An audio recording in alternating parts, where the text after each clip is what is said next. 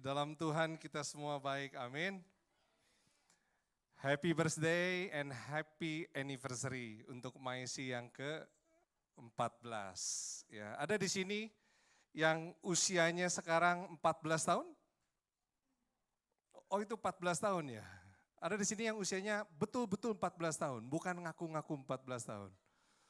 Nggak ada? Oh berarti di sini usianya udah lebih tua dari Maisi sendiri ya. Maisi berusia 14 tahun, ibarat manusia itu kalau usia 14 tahun itu menunjukkan bahwa Maisi itu udah bukan bayi-bayi rohani lagi, betul? Udah bukan kalau makan itu harus disuapin. Maisi itu kalau sekarang ibaratnya udah bukan lagi kalau mau mandi itu dimandiin. Ada nggak di sini yang kira-kira masih disuapin oleh orang tuanya? Ada?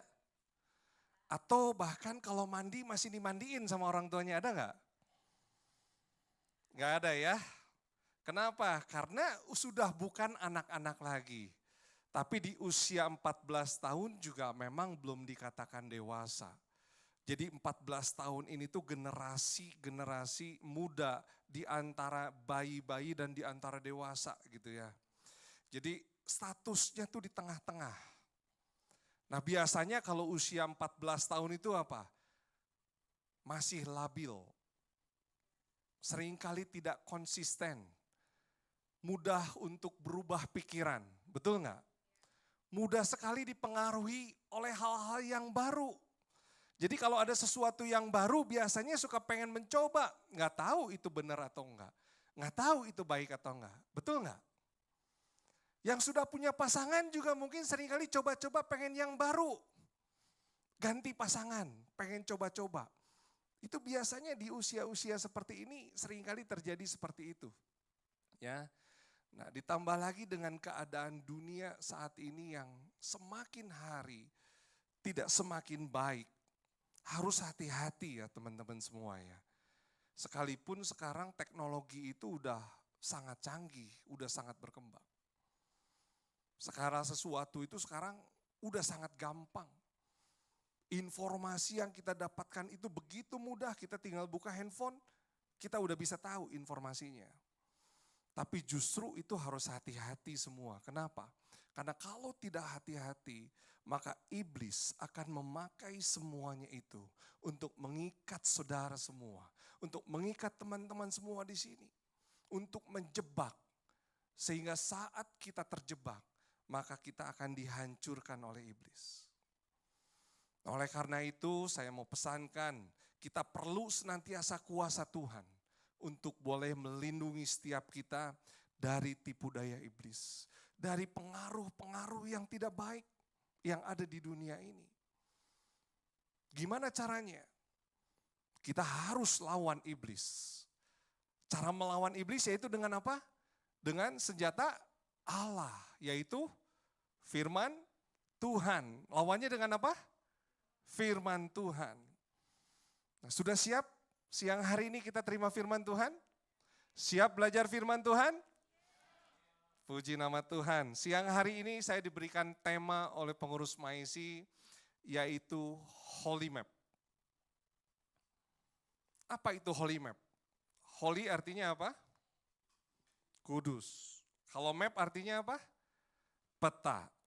Nah, waktu saya coba klik di Google peta Kudus, yang keluar ternyata peta Kabupaten Kudus. Lokasinya di utaranya Semarang. Jadi apa ini maksudnya gitu. Saya percaya maksudnya bukan itu gitu ya.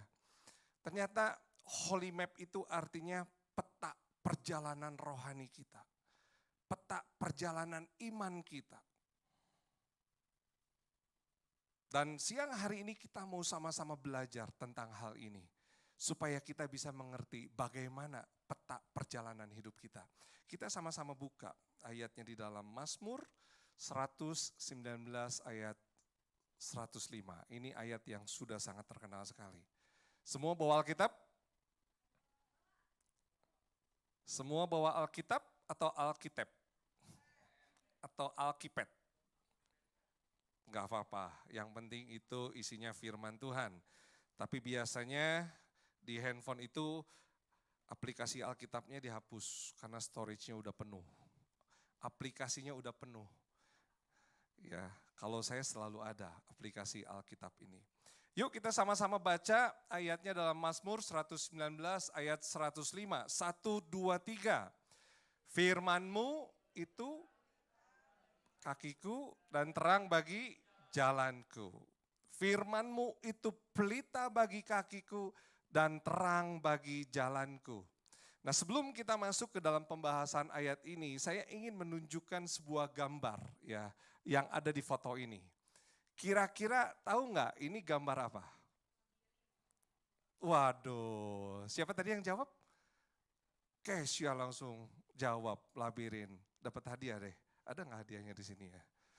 Hah? Ada ini hadiahnya nih. Saya udah siapin hadiahnya nih. Ayo Kes, maju Kes. Aduh, saya tertarik sama sepatu kamu Kes ya. Boleh pinjem nggak? Oke, jadi ini adalah labirin. Tahu nggak labirin itu apa?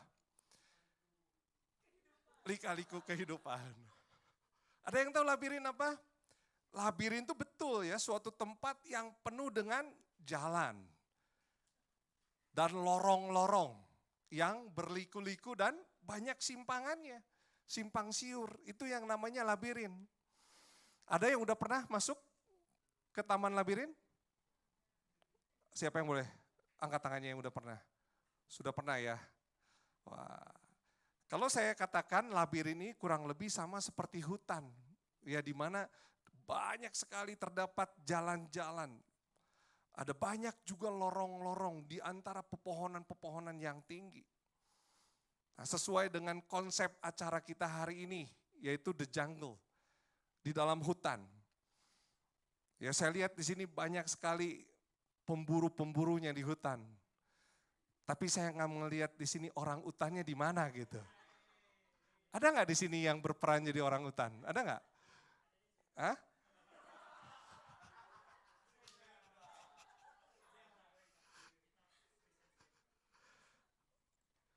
Ada di sini yang udah pernah masuk ke hutan lepas? Ada nggak? Di Bandung kira-kira hutan yang dekat ada di mana? Hah? Taman Hutan Raya, Tahura itu di Dago. Saya yakin semuanya udah masuk ke sana. Udah masuk semua ke sana? Nah, hutan, ada banyak orang tersesat ketika di dalam hutan. Kenapa? Karena jalannya itu rumit. Nggak tahu arahnya itu kemana gitu ya. Ada banyak jalan, ada banyak lorong-lorong, di antara pepohonan-pepohonan yang tinggi, jalannya itu semuanya mirip, sama semua gitu. Sehingga pada saat ketika kita ada di dalam hutan, rasanya waktu kita mau coba ingat-ingat tadi saya lewat mana ya, tadi saya lewat mana ya.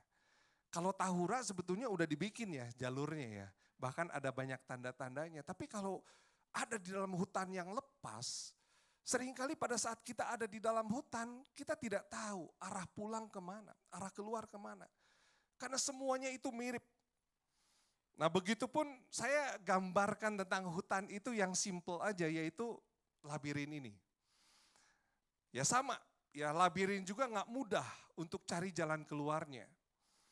Ya kita bisa lihat di sini, ada orang, dia berdiri di sini dan pohonnya lebih tinggi dari orangnya.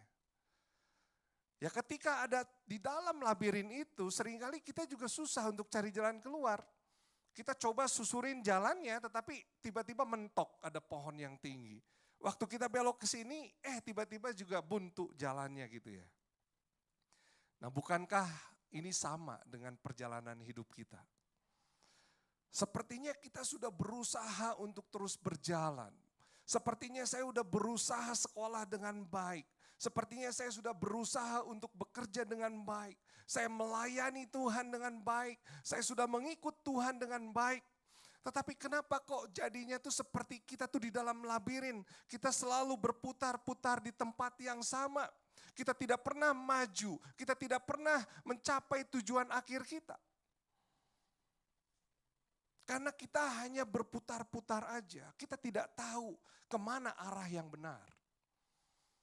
Nah gimana caranya supaya kita bisa menemukan arah dan tujuan kita? Nah kalau saya tampilkan, gambar ini. Nah, ini apa gambarnya? Ini petanya labirin. Ya, di sini kita melihat ada arah masuk di garis merah yang sebelah kiri. Dan ini ada arah keluar di sebelah kanan. Kira-kira kalau dikasih peta kayak gini, bisa nggak kira-kira kalau masuk dari sini, terus keluar ke sini? Bisa nggak? Siapa yang bisa? Siapa tadi yang bilang bisa? Abad, maju Bet, maju Bet, maju Bet, ayo Bet. Coba Bet, kira-kira kalau ini di sini nih, tunjukin Bet di sini Bet, jalannya kemana arah keluar nih. Ya, pencetnya yang ini, yang merah. Ya, boleh deketin, boleh. Kemana? Ah, itu mah keluar labirin dong. Keluar jalur. Bisa nggak di sini? Katanya bisa tadi. Kira-kira kemana jalurnya, Bet? Terus? Terus?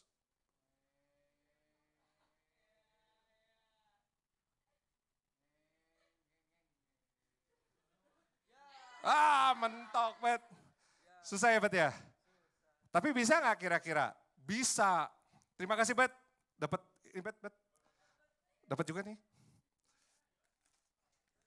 Minimal cuma satu orang tadi yang bilang bisa. Benar nggak? Terima kasih, Bet ya. Jadi kalau kita kasih gambar seperti ini, kira-kira bisa nggak keluar? Bisa. Tapi mungkin kita masih harus mencari-cari. Pada saat tadi dia udah berjalan ke sini, ini kan lebih gampang. Kita tinggal cari jalur yang putih, betul nggak? Tapi tiba-tiba waktu di sini kita, balik lagi ke posisi yang sama. Tadi Albert udah cukup jauh perjalanannya, tiba-tiba di sini mentok. Harus balik lagi. Ya, jadi jawabannya bisa, tetapi perlu waktu. Ada kesulitan, banyak sekali hambatan-hambatan yang ada di hadapan kita. Nah, tapi saya mau tampilkan juga yang berikutnya, petanya. Nah, kira-kira kalau dikasih gambaran seperti ini, dikasih tuntunan seperti ini, kira-kira gampang nggak untuk kita keluar? Kira-kira kalau ini masuk ke sini bakal sampai nggak keluar? Yakin sampai?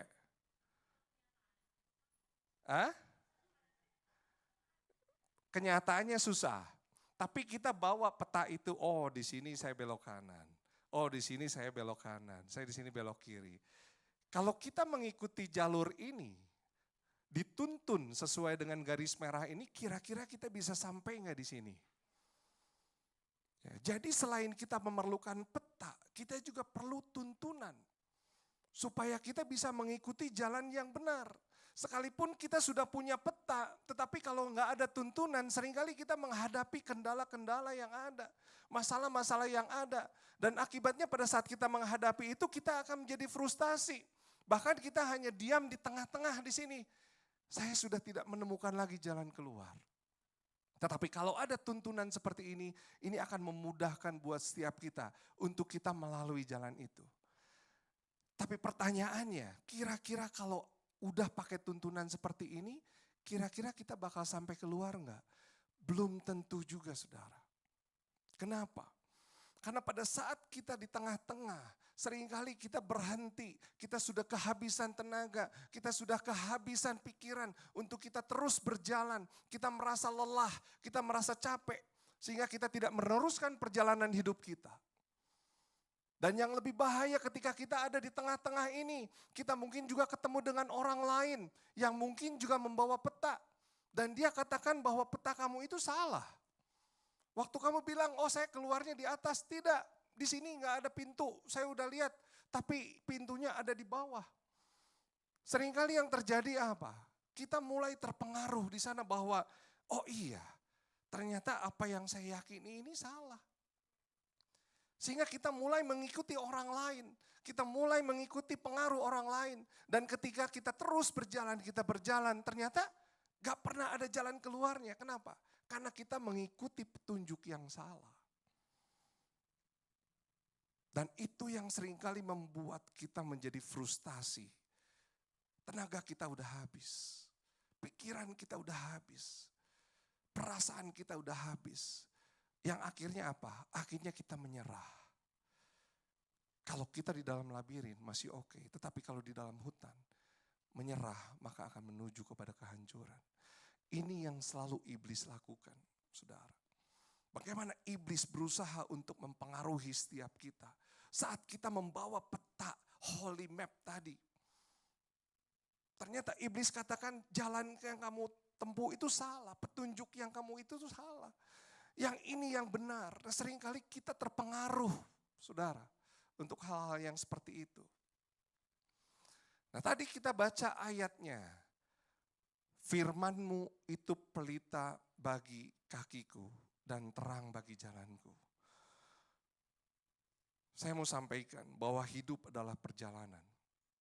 Ya, kalau saya gambarkan hidup itu adalah sebuah perjalanan yang panjang.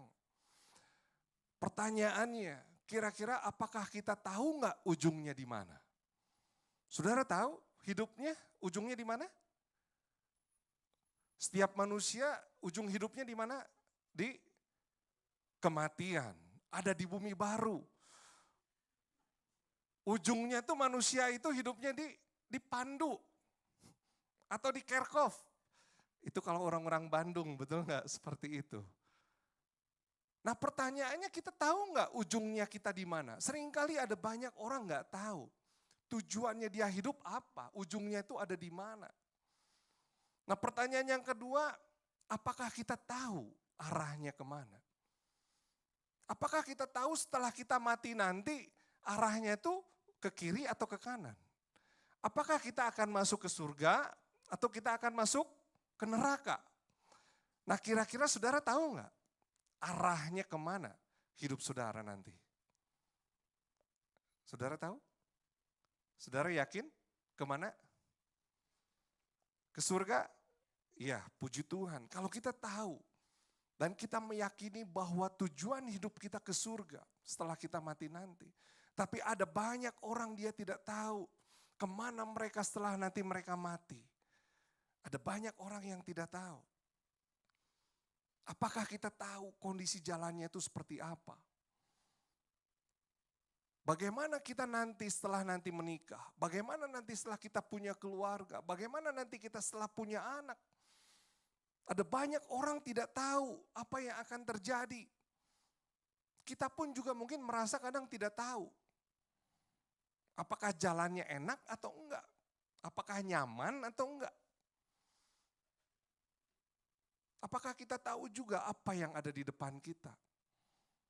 Seringkali kita merasa sudah berjalan begitu jauh, tapi ternyata jalannya buntu. Pernah ya kita ngadepin seperti itu ya. Kalau kita pergi keluar kota, kita merasa udah perjalanan jauh, ternyata salah jalannya bukan ke sini. Buntu, harus balik lagi. Kita nggak tahu apa yang ada di hadapan kita. Ada banyak hal yang terjadi di depan kita, kita nggak tahu. Nah firman-Mu, firman Tuhan itu adalah pelita bagi kakiku dan terang bagi jalanku. Kita harus imani itu, saudara. Nah, di sini dikatakan bahwa firman Tuhan itu digambarkan sebagai apa? Sebagai pelita. Apa peran dan manfaat firman Tuhan? Apa peran dan manfaat pelita buat kehidupan saudara dan saya? Yang pertama, yaitu fungsinya menerangi. Tadi disampaikan bahwa hidup adalah perjalanan yang panjang, yang kita nggak tahu ujungnya tuh di mana. Yang kita nggak tahu apa yang akan terjadi nanti. Yang kita pun nggak tahu bagaimana kondisinya kita harus jalani. Semuanya itu gelap, saudara. Ada banyak orang saat ini merasa bahwa kehidupan di dunia ini semakin lama semakin gelap. Mungkin saat ini juga yang dihadapi oleh anak-anak muda di tempat ini. Ada banyak pertanyaan-pertanyaan yang muncul di dalam pikiran-pikiran teman-teman semua di sini. Kenapa sih saya nggak boleh merokok? Emang ada ayatnya? Nanti saya tanya ke Cikesia di sini yang udah sekolah teologi. Emang ada ayatnya nggak boleh merokok? Kenapa sih kita nggak boleh pacaran dengan orang yang tidak seiman? Emang ada ayatnya? Ayatnya kan bicara tentang menikah dengan yang tidak seiman. Saya mau sampaikan di sini hati-hati, saudara. Jangan sampai main-main dalam hal itu. Kenapa sih tidak boleh melakukan hubungan seksual sebelum nikah? Kan sebetulnya kalau saya mau menikahi seseorang, saya harus tahu orang itu dulu. Kan nggak beli kucing dalam karung. Ada banyak orang punya alasan seperti itu. Kalau kita beli barang kan seringkali kita trial dulu, betul nggak? Test drive dulu gitu. Jadi kalau saya mau nikah dengan pasangan saya harus test drive dulu. Kenapa sih nggak boleh? Ada banyak pertanyaan-pertanyaan yang muncul. Yang mungkin saudara pun tidak mengerti itu. Yang akhirnya saudara melakukan semuanya itu. Nah firman Tuhan dalam Mazmur 119 ayat 105 ini katakan apa? Firman Tuhan itu adalah pelita yang menerangi jalan hidup kita di dunia yang penuh dengan kegelapan. Sehingga apa? Melalui firman Tuhan yang kita baca, orang-orang percaya mengerti apa yang menjadi kehendak Tuhan dan bagaimana kita harus hidup. Mazmur 119 ayat 130. Yuk kita buka ayatnya. Mazmur 119 ayat 130. Saya bacakan ayatnya demikian. Bila tersingkap, firman-firman-Mu memberi terang, memberi pengertian kepada orang-orang bodoh. Firman Tuhan memberi terang dan memberi pengertian kepada orang-orang bodoh. Artinya apa? Di dalam kegelapan ada banyak hal yang kita nggak tahu. Di dalam kegelapan ada banyak hal yang kita tidak mengerti. Di dalam kegelapan tidak banyak yang bisa kita lakukan. Kita seperti orang-orang yang bodoh. Nah firman Tuhan di sini katakan apa? Memberikan pengertian kepada setiap orang-orang yang bodoh, yang hidupnya di dalam kegelapan. Itu fungsi daripada firman Tuhan. Supaya pengertian kita tidak salah. Supaya apa yang kita lakukan pun tidak salah. Nah, yang kedua, apa fungsi dan peran pelita atau firman Tuhan itu? Yaitu menuntun. Selain menerangi, fungsi firman Tuhan itu menuntun kita kepada jalan yang benar. Karena seringkali jalan-jalan yang ditawari oleh dunia itu kadang menyesatkan. Sama seperti peta labirin tadi. Sepertinya itu terang. Kita tahu jalan yang harus kita tempuh. Tetapi pada saat kita nggak dituntun, kita mengalami kesulitan untuk kita cari jalan yang benar. Nah firman Tuhan memberikan tuntunan kepada saudara semua untuk bisa menjalani kehidupan yang benar. Mazmur 73 ayat 24 katakan, dengan nasihat-Mu, yaitu firman Tuhan, Engkau menuntun aku dan kemudian Engkau mengangkat aku ke dalam kemuliaan. Jadi firman Tuhan menuntun kita ke jalan yang benar. Sehingga kita dapat terhindar dari perangkap iblis yang akan membawa kita ke dalam kehancuran. Firman Tuhan katakan apa? Kemudian Engkau mengangkat aku dalam kemuliaan. Kalau kita hidup di dalam tuntunan firman Tuhan, kita mengikuti tuntunan firman Tuhan, maka hidup kita bukan hidup menuju kehancuran, tetapi hidup menuju kemuliaan yang Tuhan sediakan bagi setiap kita.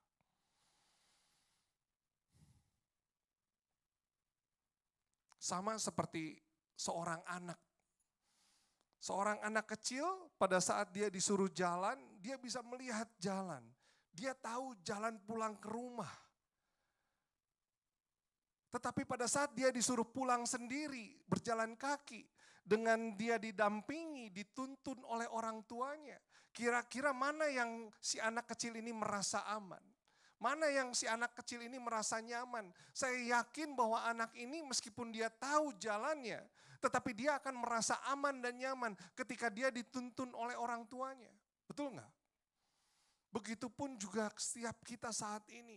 Mungkin saat ini kita sudah mengerti firman Tuhan. Kita sudah tahu firman Tuhan, kita sudah tahu jalan yang harus kita tempuh. Tapi kalau kita ada dalam tuntunan Tuhan, tuntunan firman Tuhan ada di dalam kehidupan setiap kita, maka kita akan merasakan aman dan nyaman.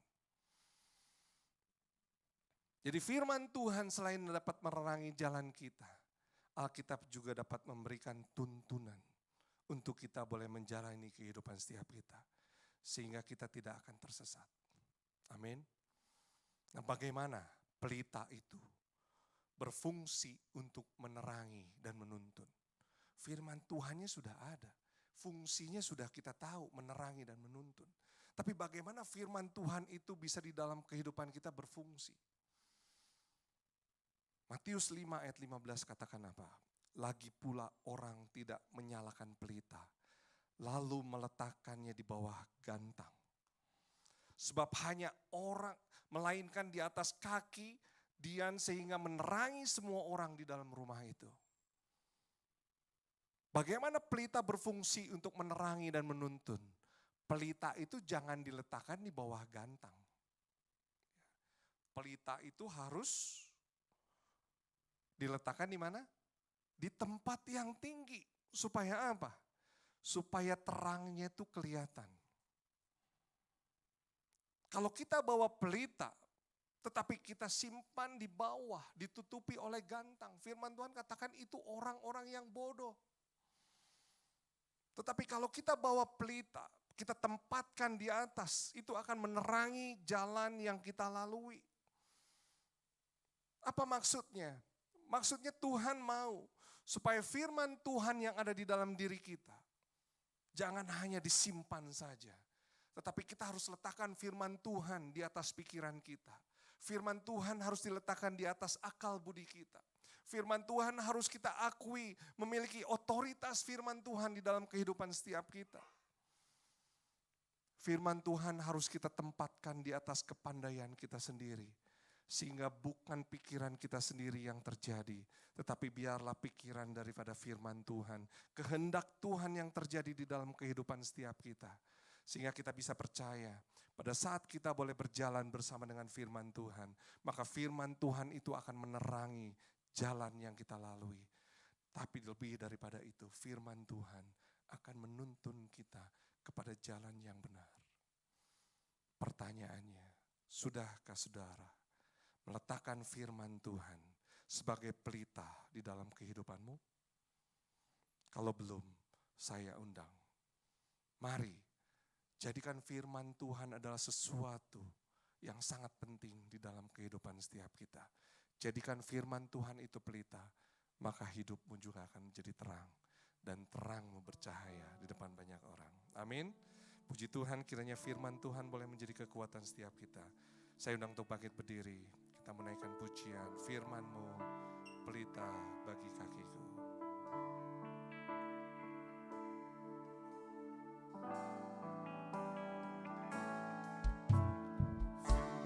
Firman-Mu pelita bagi kakiku, terang bagi jalanku.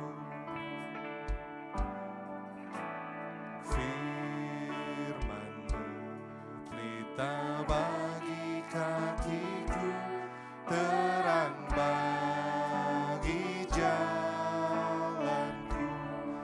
Waktu ku bimbang, waktu ku bimbang dan hilang jalanku, tetaplah Kau di sisiku, dan takkan ku takut asal Kau di dekatku, besertaku selamanya.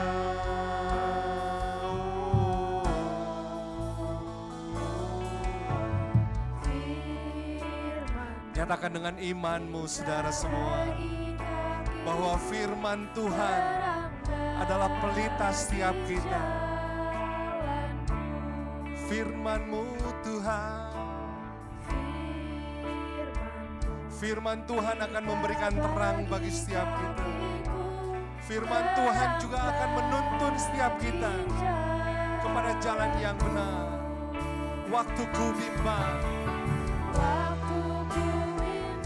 saat kita dalam keadaan yang tersesat, saat kita tidak tahu apa lagi yang harus kita lakukan. Mungkin saat ini juga kita sedang berada dalam situasi dan kondisi seperti itu. Jangan gunakan kekuatan sendiri, jangan gunakan pikiran sendiri, Mari gunakan firman Tuhan. Gunakan firman Tuhan sebagai pelita di dalam hidupmu.